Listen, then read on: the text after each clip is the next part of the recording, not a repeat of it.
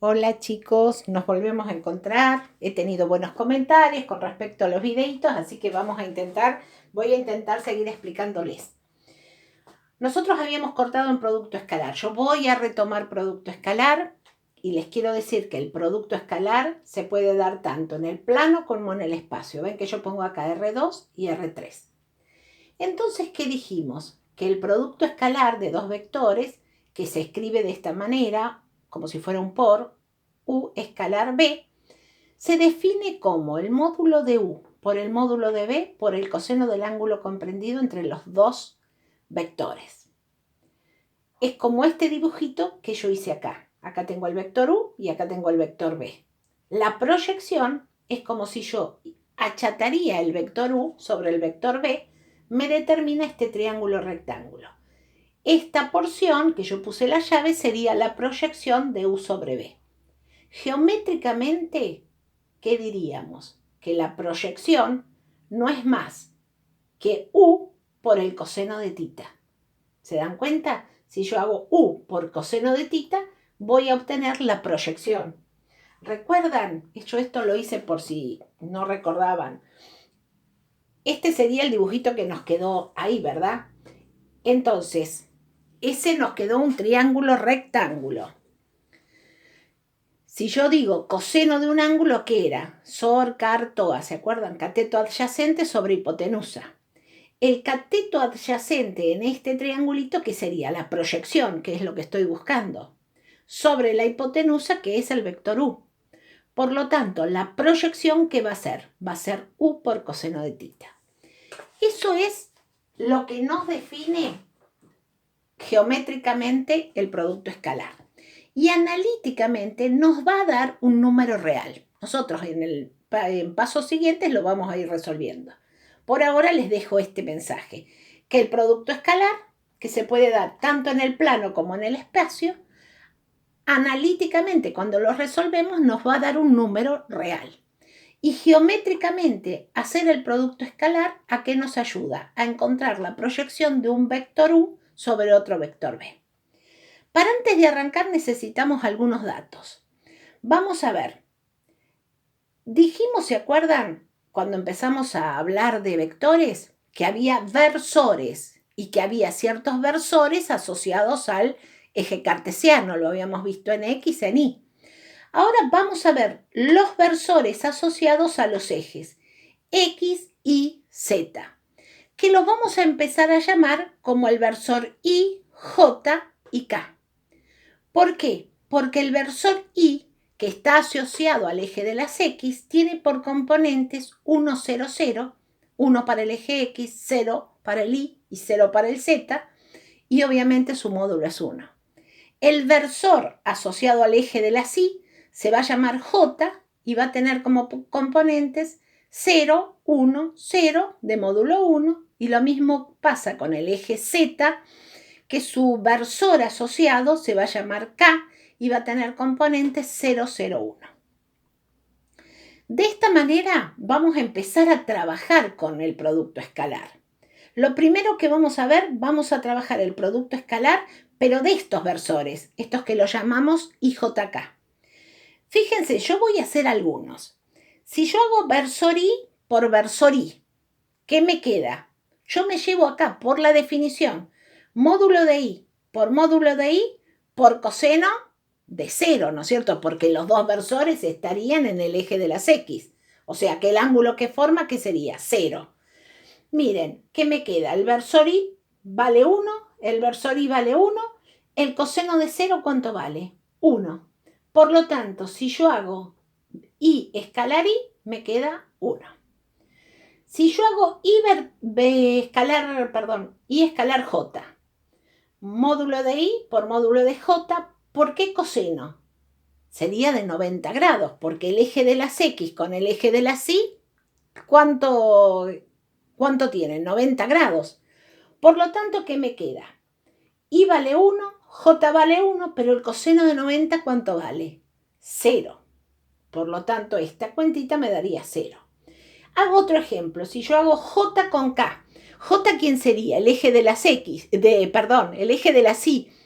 ¿Y K quién es? El eje de las Z. también están a 90 grados. Por lo tanto, estoy en el mismo caso anterior. J vale 1, K vale 1, coseno de 90 vale 0. De acá, ¿qué sacamos? Podríamos llegar a hacer todas las combinaciones, pero llegamos a que si I es igual a J, o sea, si tengo el par I, JJ o KK, me da 1. Y si es I por J, I por K, o sea, si son distintos, da 0. ¿Sí? Ese es el producto escalar de versores. Ténganlo en cuenta porque lo vamos a utilizar ahora cuando hacemos... Vamos a seguir acá. Cuando vamos a trabajar, yo puse acá en la plaquita anterior producto escalar de versores. Y acá había dicho producto escalar por componentes. Para realizar el producto escalar por componentes necesitamos saber todo esto anterior. Entonces acá arranco, miren. Vamos a suponer que tenemos dos vectores. Yo los vectores ahora los escribí en función a sus versores. ¿Se acuerdan que antes íbamos a poner, por ejemplo, x1, x2, x3? Esperen porque esto no es tan fácil. Quiero explicar y quiero escribir x1, x2, x3. Esa era una manera de escribir el vector. Esta es otra, vamos a suponer que es el vector b. Esta es otra manera de escribir el vector. O sea, lo escribí las tres componentes, pero con I, J, K, que serían sus versores. Por eso a veces la importancia que uno entienda lo que es un versor. Recuerden que un versor es un vector de módulo 1, ¿sí? Y que cualquier vector puede tener un versor, porque es su componente sobre su módulo. Bueno, vuelvo a acá con esto. El vector U lo llamé x1 según I, x2 según J y x3 según K. Y el vector B lo llamé I1 según I, I2 según J y 3 según K. Yo voy a hacer el producto escalar. No se los voy a ir dictando uno a uno, ya ustedes ya saben. Yo lo voy a hacer aplicando la distributiva. O sea, x1 y 1 por I1 y 1i, I2i, J y 3K. ¿Sí? ¿Ven que fui haciéndolo acá? x1i por I1i, x1i por I2j. Así siguiendo, así siguiendo.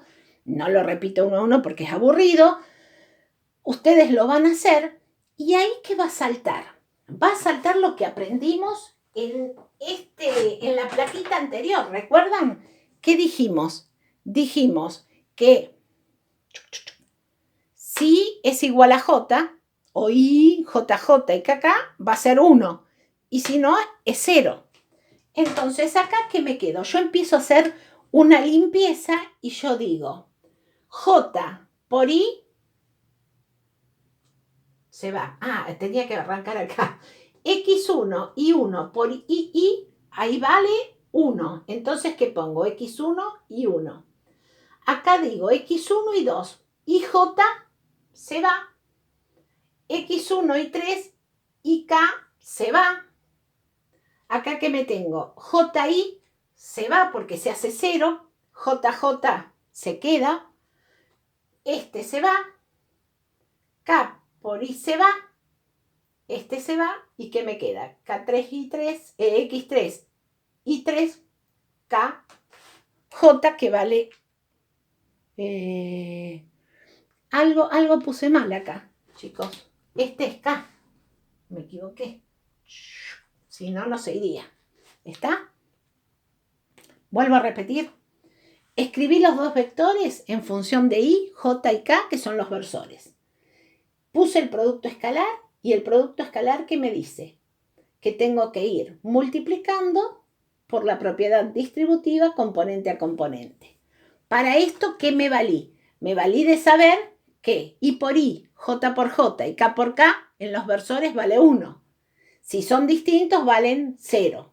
Entonces, hice todas las cuentitas y suprimí, eliminé todos aquellos que está la multiplicación por 0 y se van. ¿Y qué me quedó? Que el escalar U escalar B, ¿qué me va a dar? Me va a dar x1 y 1 más x2 y 2 más x3 y 3. ¿A qué llegué? A que para hacer el producto escalar de vectores componente a componente, tengo que hacer la multiplicación componente a componente y sumarlos. Por ejemplo, si yo tengo el vector U de componentes 1, 3, 2 y el vector B de componentes menos 5, 4, 2, lo que voy a hacer es multiplicar, por ejemplo, 1 por menos 5 más 3 por 4 más 2 por 2 y hago la cuentita y ¿qué me quedó? Me quedó que es 11. Por lo tanto, vuelvo a repetir, el producto escalar entre dos vectores es la suma de los productos componente a componente. Ahí lo escribí. La suma de los productos componente a componente. Eso es analíticamente. Geométricamente, el producto escalar era la proyección de un vector U sobre otro vector B.